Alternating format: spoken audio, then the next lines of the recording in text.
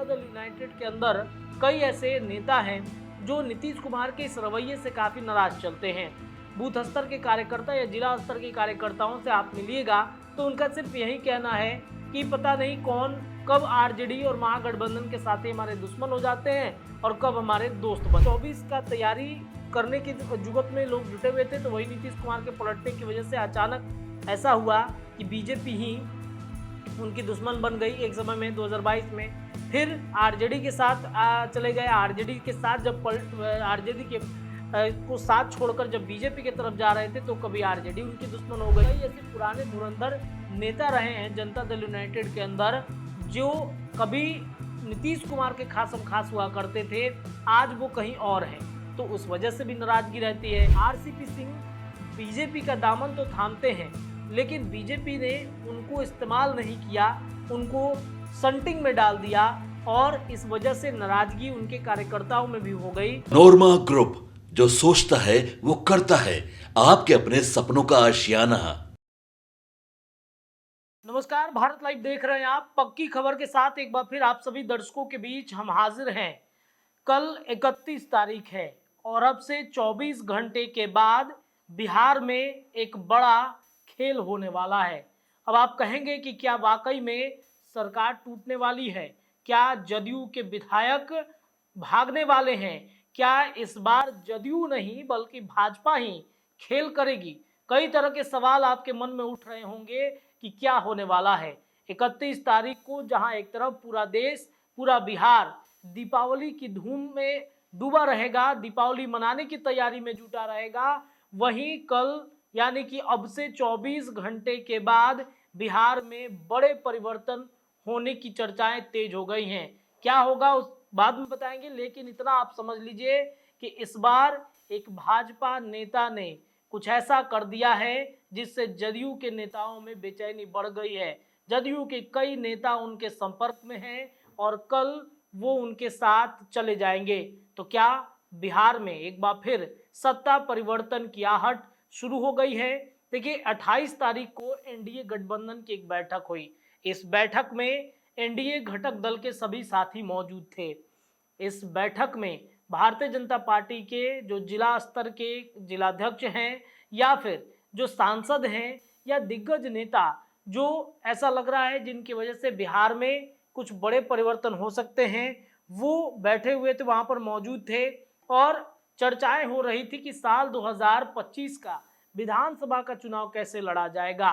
25 में जो गलतियां नीतीश कुमार ने 24 के पहले किया था, 2022 में कर दिया था 9 अगस्त को, वो गलती नीतीश नहीं दोहराएंगे।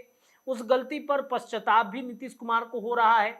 अपने विधायक और सांसदों की तरफ इशारा करते हुए ये कह रहे थे कि बार बार इनके कहने पर, इनके दबाव में हमने बिहार में सत्ता परिवर्तन कर दिया। बार बार आरजेडी की तरफ जाने की वजह से हमारी छवि जो है वो बदल गई है और इससे कहीं ना कहीं नीतीश कुमार की पार्टी जनता दल यूनाइटेड को भी बड़ा हानि पहुंचा है, क्षति पहुंचा है।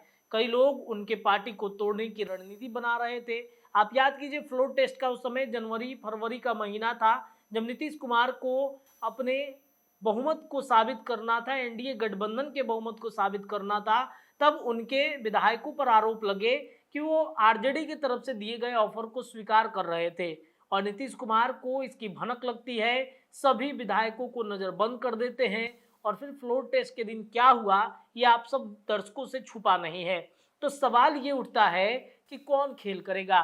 क्या बीजेपी नीतीश कुमार की पार्टी को तोड़ने की साजिश कर रही है?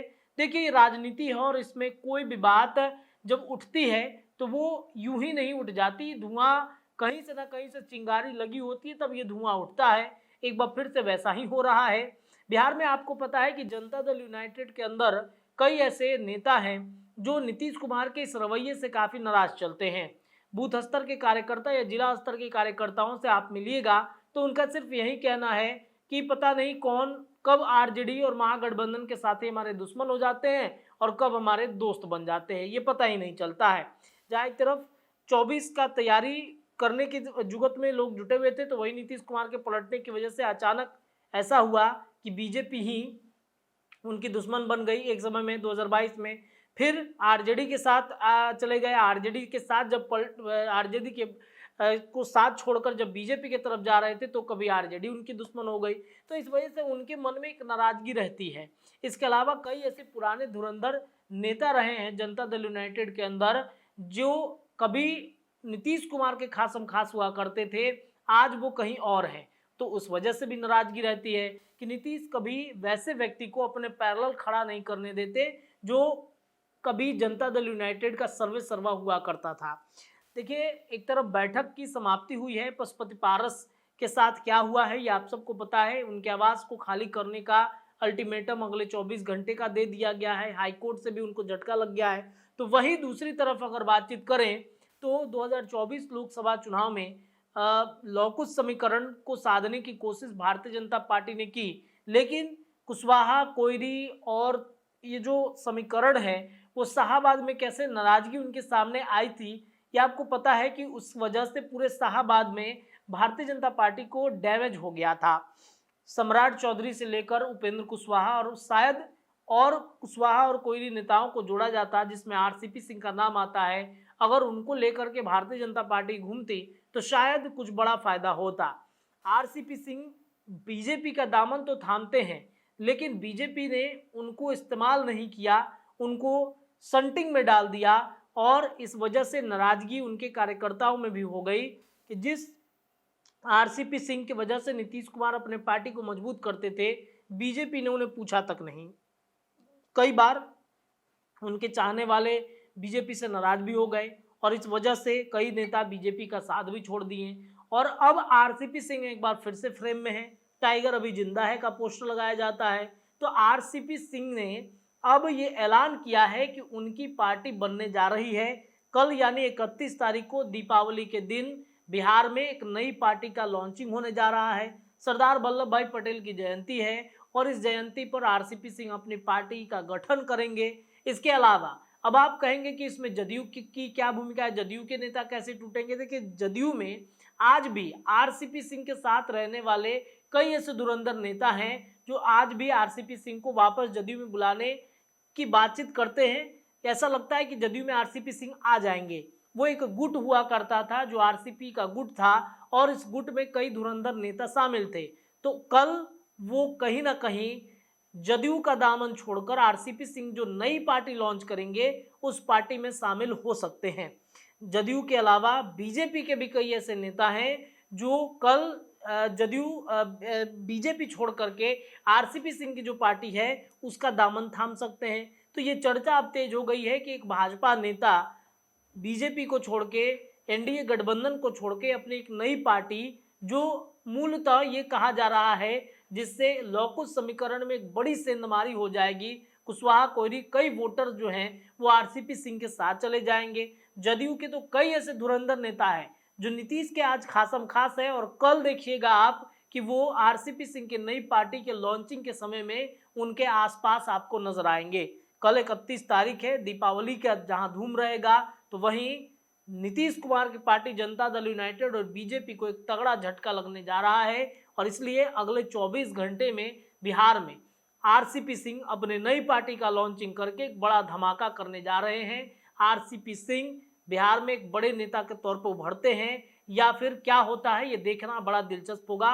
लेकिन इतना तो आप तय मानिए कि बिहार में अगले 24 घंटे में बड़े बदलाव की तरफ बढ़ चुका है बिहार। बीजेपी जदयू के कई धुरंधर नेता आरसीपी सिंह की नई पार्टी में शामिल होंगे। कौन सी पार्टी होगी, नाम क्या होगा, सिर्फ और सिर्फ हम आपको इतना बताते चले कि जनता दल के नाम से ही कुछ ऐसी पार्टी आरसीपी सिंह बनाने जा रहे हैं। अब वो कौन होगा, लेकिन नाम के आगे जनता दल लगेगा। देखना बड़ा दिलचस्प होगा कि पार्टी का नाम, पार्टी का सिंबल तो खैर देखते ही क्या मिलता है, लेकिन पार्टी का नाम क्या होगा ये देखना बड़ा दिलचस्प होगा। अगले 24 घंटे, अब से जब जितने देर में आप खबर ये देख रहे होंगे उसके ठीक अगले 24 घंटे के बाद बिहार में नई पार्टी आ जाएगी और जदयू और बीजेपी को तगड़ा झटका लगने की पूरी उम्मीद है। फिलहाल पक्की खबर के लिए इतना ही। देखते रहिए भारत लाइव, खबरें आपको लगातार मिलेंगी। धन्यवाद। आपके सपनों को हमने सजाया है, ई होम्स पैनोरमा को हमने बनाया है। ई होम्स मेरा एक सपना था जिस पे मैं पिछले 4 साल से काम कर रहा था। हमने जो बनाया है वो सबने है माना। ई होम्स पैनोरामा में हो आपका भी आशियाना। और फाइनली हमने 2021 में इस प्रोजेक्ट को लॉन्च किया। बहुत लोग अप्रिशिएट कर रहे हैं कि पूर्णिया जैसे शहर में, बिहार के, एक तो बिहार की बात करें उसमें भी पूर्णिया जैसे छोटे जगह में इस तरह का लाइफस्टाइल देना, ये सुन के हम लोगों को बहुत अच्छा लगता है।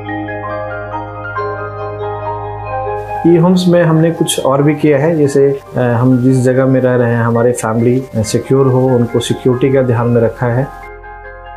आपकी सुविधा और सुरक्षा आपके लिए खास है, ये आपका विश्वास है। इसमें आर्टिफिशियल इंटेलिजेंस का 7 लेयर सिक्योरिटी का हमने इस्तेमाल किया है। लस ग्रीन कैंपस को बनाया है। यदि हमारा बाउंड्री वाल है तो वो वर्टिकल गार्डन है।